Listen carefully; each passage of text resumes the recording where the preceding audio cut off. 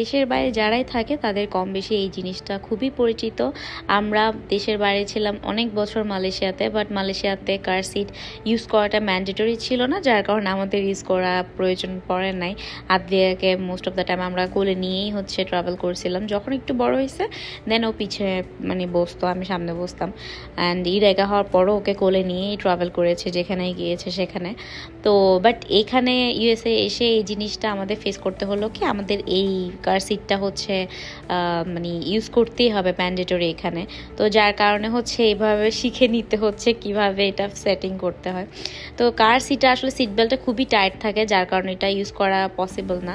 তো আমি এই কার সিটটা ফিক্স করতেছি আমার বড় বেবির জন্য। তো আমি এখানে সেই জন্য আপনাদেরকে এটা ভিডিও করে দেখাচ্ছি, কারণ অনেকে আসলে জানে না। সবাই যে জানবে এমন কোনো কথা নাই, অনেকে নাও জানতে পারে এটা কিভাবে ফিক্স করতে হয় সিট বেল্টটা।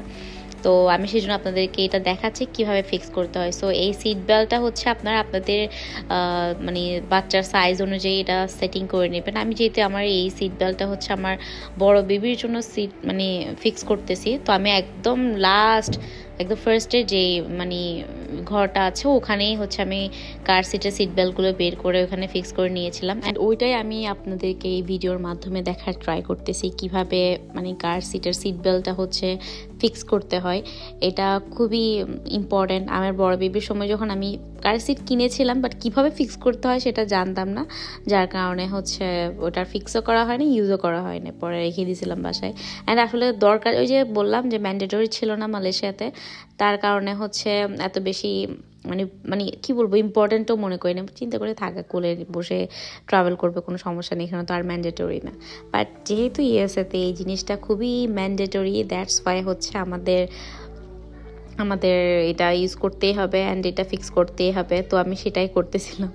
আর এই জিনিসটা এই বেল্টের দিক দিয়ে নেই, দুইটা সিট বেল্টের সাথে অ্যাডজাস্ট করে দিতে হবে। বাট শুধু এই সিট বেল্টটাই ফিক্স করলে হবে না, এখানে আরেকটা জিনিস থাকে, সেটা ওই রেড কালার মার্ক করা যে লকটা আছে ওটাও কিন্তু অ্যাডজাস্ট করতে হবে, কারণ এটা সব থেকে যেভাবে অ্যাডজাস্ট করে দেয় ওটা নিউবর্ন বেবির জন্য। তো আমি যেহেতু আমার বড় বেবির জন্য এটা ইউজ করব, সো আমি সেই জন্য একদম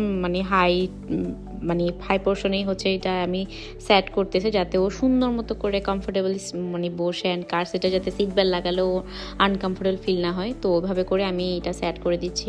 আসলে কার সিট অনেক রকমের থাকে, এখন আপনি কীরকম নিচ্ছেন ওটার উপর ডিপেন্ড করে আপনার সেটিংটা করতে হবে আর কি। But most of the time car সিটগুলোর ডিজাইনগুলো কাইন্ড অফ সেম এরকম ক্যাটাগরিরই হয়, তো ওটা আপনাদের ফাইন্ড আউট করতে হবে। এই যে আদ্বিকার কার সিটটা ফিক্স করা হয়ে গেছে, তো আমি সেই জন্য ওকে বসিয়ে ট্রাই করে দেখতেছিলাম যে এটা আসলে পারফেক্টলি ফিক্স হয়েছে কিনা। তো আমার এই কার সিটটা আরও অনেক দিন ইউজ করতে পারবো। তো এটা আসলে গিফট করেছিল ওনার মামা গিফট করেছিল। আমরা যখন আমেরিকাতে ফার্স্ট দিন আসি, তো ওদিনই এটা ইরাইকার জন্য মেনলি নিয়ে এসেছিল।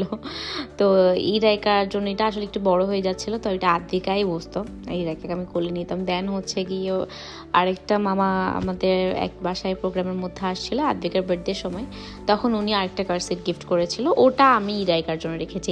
এই যে কার সিটটা, তো এটা ইরাইকার জন্য আমি অলরেডি ফিক্স করে ফেলেছি। এটা একটু ট্রিকি ছিল ওটার থেকে, এটা দেখতে পাচ্ছেন কীরকম টাইপের কার সিট, এটা একটু ট্রিকি ছিল, বাট এটাও সেম ক্যাটাগরিরই ছিল। আমি দেখাচ্ছি আমি কিভাবে ফিক্স করেছি। এটা এই যে ভেতর সাইড দিয়ে ওই লোহার জিনিসটা এনে দেন এটা ফিক্স করতে হয়, বাট আদ্বিকারটা ছিল ডিরেক্ট ওই দিক থেকে পিছন দিয়ে নিয়ে আসা যায়। তো এটা কাইন্ড অফ একটু ট্রিকি ছিল, যাক তারপর আমি করে ফেলছি। তো আই হোপ আমার ভিডিওটা আপনাদের জন্য খুবই হেল্পফুল। সো ভালো থাকবেন, বাই বাই।